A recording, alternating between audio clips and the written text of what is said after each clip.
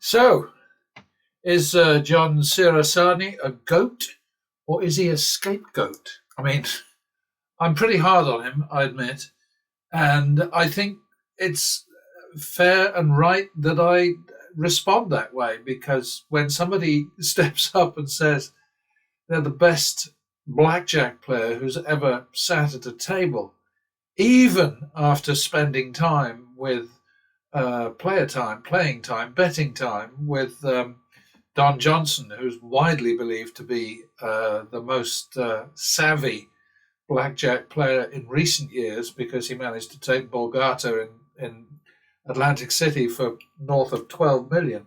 Even after spending an hour or two in his company, Sirasani is still able to claim with a straight face that he's the greatest of all time. So, I think he kind of like puts his neck on the block there when he does stupid things like that. This was a very, very weird session because there was no reason for him to lose the way that he did, but his so-called money management was all over the place. And it was like sort of like 1,000, 1,000, 1,000, 3,000, 5,000, 15,000, 5,000, sort of like no rhyme or reason whatsoever. And if he's got some kind of magic going for him, whereby only he knows when to quadruple, quintuple, triple, quintuple, poodle, whatever, the bet after a loss, particularly. If it's some sort of magic that only he knows, then he's completely fooled me. I have no idea what's going on, but I can tell you that throughout this session, or by the end of this session, he had a player edge which he blew by losing against it. And basically, if you're playing or betting halfway sensibly, then if you have a player edge, that will be reflected in your end outcome. If you're all over the place, if you bet randomly, if you bet stupidly, or if you bet flat, as Crazy Cody Burn Money often does, 25,000 a hand, two hands at a time, blah, blah, blah, then you're going to get into trouble. John really didn't have a hard time of it in terms of wins and losses, but he just went completely bloody bonkers with his so-called money management. So, what can I say? I'm getting odd things popping up here, but sorry about that. But anyway, I'm just trying to explain why I give this guy a hard time. I don't think he deserves to be taken seriously. I don't believe him when he says that he's a lifetime winner at every casino that he's ever played at. And frankly, I can't prove one way or the other, so I have to make that clear. But I very much doubt that by the next session, which is the fifth of what was supposed to be a full-parter Christmas special, I very much doubt that even after he recovers some money next time, and it's already online, and I haven't processed it yet, but I very much doubt that even then he will have managed to make any money at Red Rock this time. And most of these guys are not in the business of making money. They don't give a shit about making money. What they're making is content. What they're doing is building a following, which will translate into money from Google. Now, John is at about 560,000, I think, which is about 10,000 times as many subscribers as I have. But he's peddling dope to twits, to twerps, to fools, to I don't know who could be entertained by watching somebody else play like an idiot. I really don't understand it. But again, I guess it's some sort of failing, some sort of like just there in my brain, because I just do not get it. I watch Vegas Matt more than I want to, but I have to for the research that I'm doing, building up to a big project, hopefully that will get sorted this year. But I watch these people because I have to, not because I want to, because I promise you, Vegas Matt and his crew in particular, they are seriously stupid. But they can't be that stupid because they're making $500,000 a month out of Google. So, hey, perhaps I should shut up. No, I'm not going to shut up. No chance. Anyway, folks, thanks for sticking with me if you have, and if you haven't, well, your loss. Okay, so there's no doubt that I complain a lot about John Sirasani's extraordinary betting methods, his incredibly slow play. He runs at about a maximum of 80 hands per hour, which is about a third of what you'd expect from somebody playing heads up, which means, of course, just him and the dealer. Even spreading out as he does to these silly bets of his that he loves so much, the second bet, the sort of like, crazy, crazy stuff. But I am very grateful to him because he keeps providing me with perfect illustrations of what I'm trying to explain to people who bother to check in with me from time to time. What I'm trying to explain to them is the stupid, self-destructive, doomed approach. Now, the funny thing about the greatest of all time, as he believes himself to be or promotes himself to be, is that he claims to be a genius at money management and says that's the reason he succeeds when others fail. But he has no money management whatsoever. His bets are all over the place. Suddenly out of the blue, for no reason at all, he'll decide to bet 5,000. And there's 5,000 here, 5,000 there.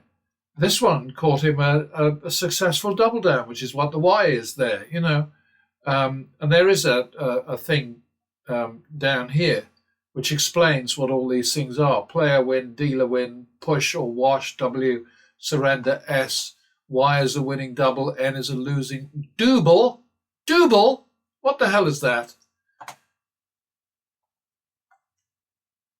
Do maybe with John, but anyway, I fixed it.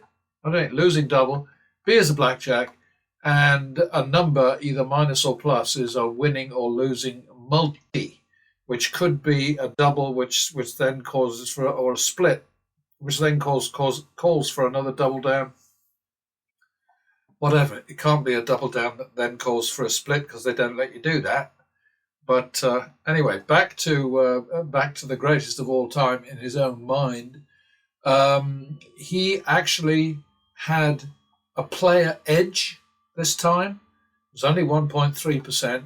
I continue to show the actual value track in red, even when it's positive, simply because it usually is red. And I just think it gets a bit confusing. Well, it confuses me anyway, and that's easily done. If it's in green when it's positive and red when it's negative. It just happens to be slightly positive. I think it was like +2 out of 147 bets or something like that. But let's go down to the bottom and find out. Here we go. Yeah, +2 out of however many bets there were. I'm not sure. 3,900 and maybe it was 160. That kind of thing doesn't bother me very much. What happens with John is his action was huge. 453,250 over here, which is just the first base bets, and then an additional 68,500 on these dumb bets that he loves so much, the sort of the extra bets, which are now overall costing 265,800 in 4,000 bets. The cost has been 265,800. And in fairness to John, I have to say that the bulk of that stupid number is not his fault. I got kind of tired of opening up a new tab, a new worksheet for each one of these professional losers that I analyze from time to time, just to demonstrate the difference between dumb play and smart play, dumb betting and smart betting. And I have to stop saying play. I keep telling myself this. I keep rehearsing the script. And then, like someone very famous that we know, I go off script. So that's what happens. But anyway, betting is all that counts. Money management, if you want to call it that, is all that counts. How you play is determined, if you're sensible at blackjack, is determined by the basic strategy. And John, by the way, frequently or fairly frequently departs from that. He just decides he doesn't want to do what basic strategy says he should do, and sometimes it works for him and sometimes it doesn't, which is pretty much predictable, isn't it? Anyway, what are we looking at here? Average win 3,121, average loss 2,804, 111% average win value over average loss value. Not good enough. Didn't work for him. He ended up only 5,000 in the hole. He should have been ahead. He should have been ahead. He should have been 1.3% ahead at least. Didn't make it though, did he? Let's go up to pattern betting. And up here, you've got a very different story.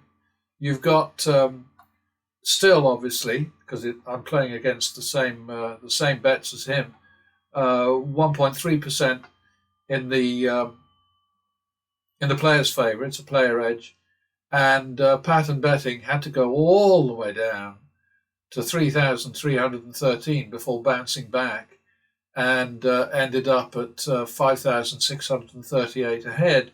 And instead of a player edge of 1.3%, the pattern betting algorithm gave us nearly 12%. So that's the way it's supposed to be. And I'm grateful to John because he keeps giving me data sets, outcomes, sequences, which, well, they mostly do work extremely well for pattern betting. And, anybody can stop the sequence here and make sure that the bets that I've recorded are indeed the right bets. It would be ridiculous for me to fiddle or fake this stuff because, I mean, why? I get an occasional sort of twerp telling me that I'm cooking the books, and I just have to say, why? I'm not charging anybody any money. All I'm trying to do is get across the very simple message that if you bet like these professional losers who basically are just doing their jobs, which is playing like prats so that other people will imitate them and play like a prat, prats, plural, and make the casinos even richer. That's what it's all about. These guys are all shills. They are promoting gambling, and they are trying to demonstrate to you that it is such fun losing. And in fact, the only time these guys make any serious money is when they hit a winning streak, and anybody can do that. The blind squirrel and the nut, etc., etc. Once in a while, you're going to hit a winning streak.